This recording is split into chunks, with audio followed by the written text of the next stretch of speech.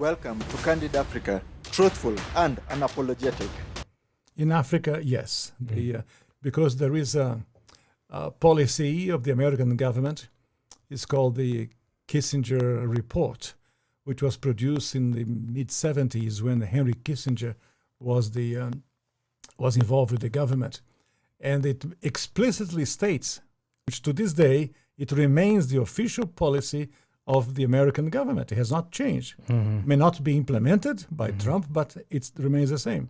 That the purpose of the foreign policy in Africa was to reduce the population. So to give aid to countries in Africa, not clean water and schooling and things like that, but contraception and abortion, in order to shrink the population of Africa because they have great mineral resources there. That sounds diabolical. It is, yes. That sounds like something conceived in the mind of Margaret Sanger. Yeah, definitely.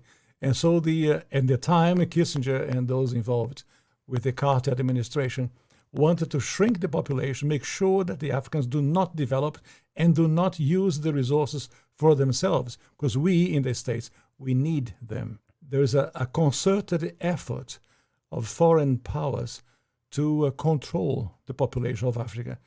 Africa is a huge continent, could feed thousands more people, but the policies of the West, especially in Europe. For example, between 1990 and the year 2000, the United States, Canada, and Europe contributed about $6 billion in contraceptives, not to help the people, not to give clean water, clean food.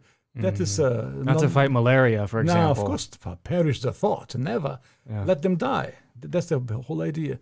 So in our work in HLI, we denounced this reality to make the Africans aware that they have to defend themselves against the influence of foreign powers.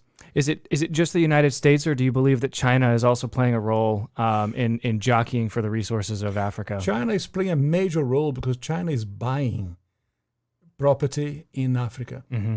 For example, in Mozambique, which is a Portuguese-speaking language country, when Portugal was in charge of Mozambique, they used to export rice.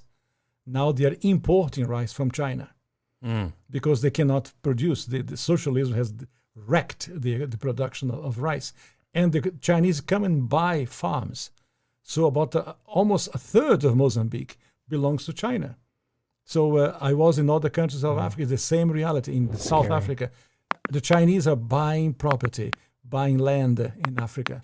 And they send their own workers, the Chinese workers. They don't employ people of the place.